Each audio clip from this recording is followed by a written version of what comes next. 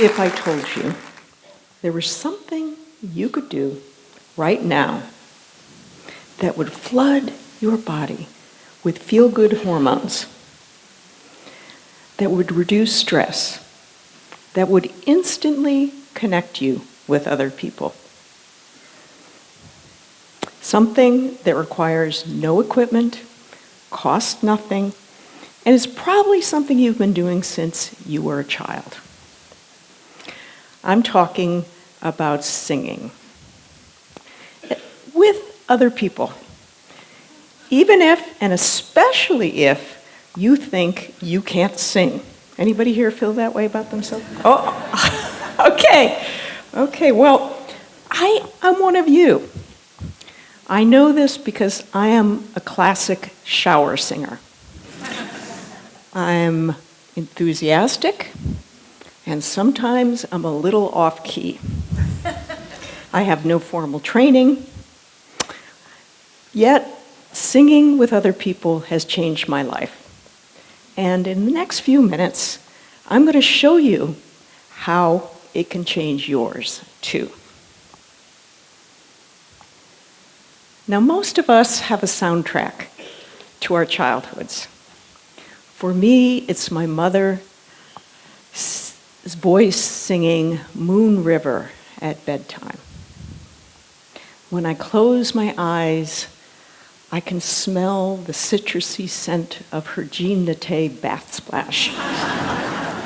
I can feel the weight of her sitting on my bed. I sense her fingers running through my hair. And I remember the feeling I had of complete comfort and safety as I drifted off to sleep. She was singing. Now, some of you may remember this song.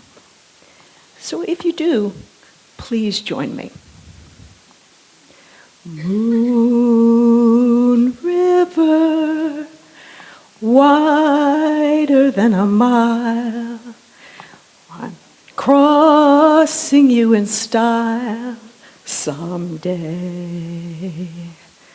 Oh, dream maker, you heartbreaker, wherever you're going, I'm going your way. Ah. That's the power of song. It doesn't just reach our ears, it touches our heart, and it rewires our biochemistry as well. So sometimes I'd hum along with my mom when she sang, and here's what happens in your body when you hum or you sing with other people. Your breathing synchronizes. Your heart rates start to align with each other. You're literally getting in sync with other people at a physiological level. Your brain releases endorphins, natural painkillers that bind to the same receptors as opioids. Oxytocin, the same hormone released when you hug somebody you love, rises. And meanwhile, cortisol, which is your stress hormone, drops. I'm a writer, I'm not a scientist, but it's been fascinating to read the recent research that helps explain why we feel so good when we sing in groups. In the UK, researchers studying people with anxiety and depression found that group singing didn't just elevate people's moods for a few hours or a few days. It measurably maintained or improved their mental health over 6 months. In Japan, I love this. That's how I feel. In Japan, researchers proved that regular karaoke singing improves brain function, breathing, and coordination in older adults. The journal Brain Science recently published an overview of studies showing that singing boosts cognitive development, and brain plasticity in older adults. And there are plenty of studies showing that group singing creates social bonds faster than almost any other activity. So we're not just making beautiful sounds together. By singing together, we're nourishing each other. We're helping to support each other's well-being. We're healing each other. Okay, so this is my mom in the 1970s with her Wednesday night singing group. And here's the cover of the album that they made. And for decades, this group of neighborhood friends would rehearse in our living room while my siblings and I did our homework down the hall. One of their favorite songs was Three Dog Nights, Joy to the World. You remember the first line of that one? It begins, Jeremiah was, somebody's got it. Jeremiah was a bullfrog, was a good friend of mine. Oh man, you guys are good. You're good. So my brother and sister and I would fall asleep to their harmonies drifting down the hall. And to this day, I can remember every line of those songs. They're just imprinted on my memory. And when my mom died, singing became my way of keeping her voice alive. So I started to sing with other people. Meet the Shady Ladies. Oh, I'm so glad you're laughing. I know, it's kind of a corny name. It's a group of ladies, of neighbors, who gather every week, once a week, on Shady Lane in my Northern California hometown. And we eat, we drink, we sing everything from Motown to contemporary pop hits. And none of us are professional singers, except our teacher, who is. And we range in age from our 50s to our 80s.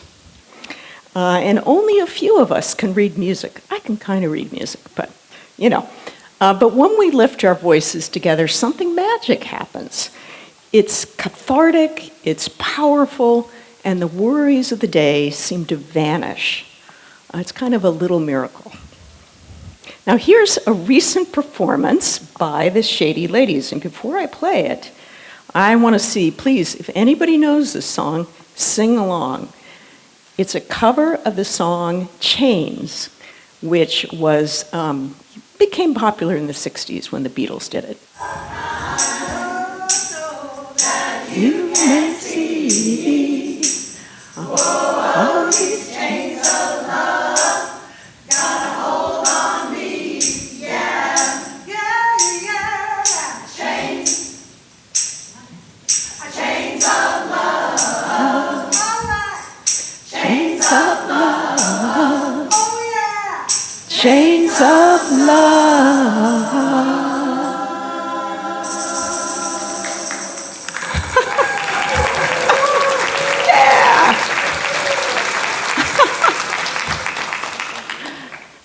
So earlier this year, I spent 6 months at Oxford University. I had the good luck to do that, and one of the first things I did was try out for my college choir.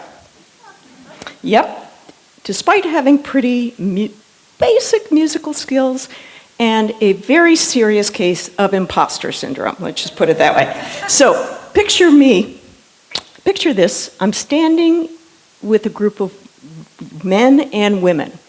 And the group includes a classically trained opera singer from Ukraine, a choral scholar from Ohio, and an engineering professor who just also happens to have a beautiful tenor voice. There's some great voices in that choir. Anyways, there I am attempting to sight read 16th century motets in a darkened medieval chapel. Now, my eyesight's not that great, and neither is my singing. Anyways, I was stretched to the limit of my musical abilities, and I was also exactly where I needed to be. And the college choir offered me something that was pretty remarkable. It was an entree into British culture in a way that never, ever would have happened unless I'd sung with this group of people and practiced several times a week with them.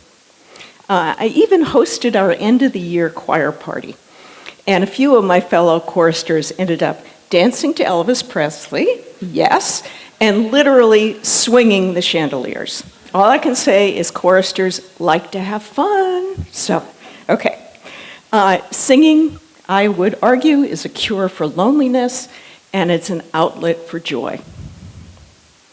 Now, I recently returned home after 6 months outside the country, and I felt a little disoriented by all of the head-spinning changes that had been taking place in America.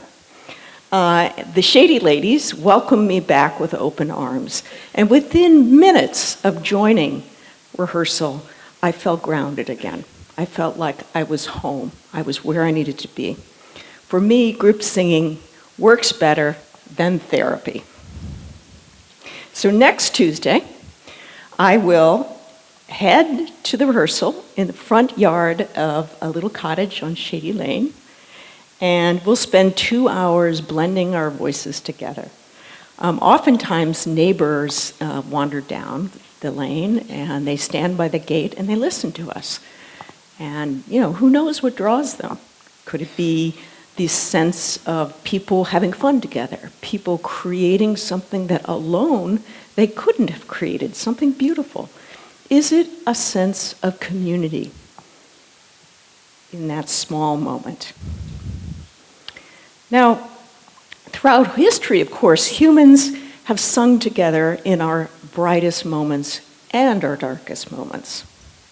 Civil rights marchers have sung as they faced fire hoses during demonstrations. Revolutionaries sang after the overthrow of the French monarchy.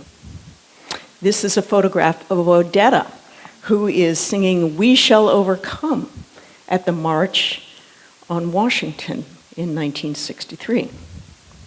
We sing at births, we sing at funerals, we sing at weddings, we sing at wakes. We sing to celebrate, we sing to mourn, we sing to resist, we sing to remember. My sister and I sang "Fields of Gold," a beautiful ballad, at my mother's funeral. Scientists believe that singing evolved as one of our earliest tools for social bonding. And archaeological evidence suggests our ancestors were making music together even before we developed complex language. Our bodies are instruments, and we are literally built for song. So someday I hope to sing Moon River to my own grandchild, just like my mom sang it to me. Because singing doesn't just connect us to each other, it connects us across time, across places, across generations, across grief, across time and distance. And in our isolated digital age, group singing offers something radical, the chance to be fully present in the moment with other human beings, creating something beautiful that none of us alone could make. It brings us home. Now, when I'm not singing, I spend a lot of time rowing on the San Francisco Bay. Kind of a non sequitur, I realize. And I realized that singing and rowing have a lot in common. And to do it well, I found you've got to listen to the people around you. You've got to find a shared rhythm. You've got to work towards a common goal. So let's try a little experiment. For those of you who are able and would like to, we'll just stand for a few moments. But please, go ahead and stand up for a minute.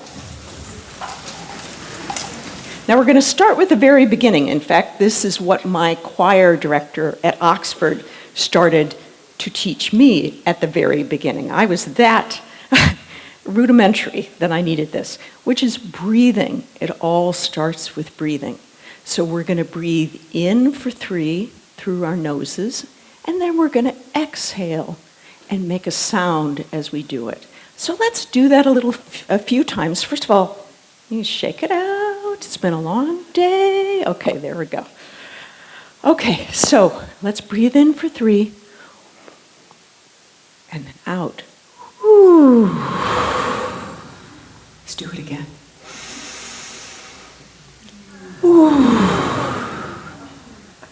One more time. Whew. I'm already feeling better. I don't know about the rest of you. Now, the next thing, I'm pretty safe in guessing. Everybody here knows the song "Row, Row, Row Your Boat." Who knows it? Raise your hand. Okay, not a single person doesn't know this boat. Yes, that's what I like to hear. Okay, so we're going to divide the room into 2 parts. And we're going to start with this half. You're going to follow me, and then I'm going to join with this half, the second half. And everybody probably remembers the words. It's pretty obvious. If not, you'll catch on. We'll do it 3 times. We'll do the round 3 times. So just see how it sounds. You know something? It doesn't have to be perfect. The idea is we're singing together, we're breathing together, and we're trying it out, okay? So let's start with this side of the room, and that's like that. Row, row, row your boat gently down the stream.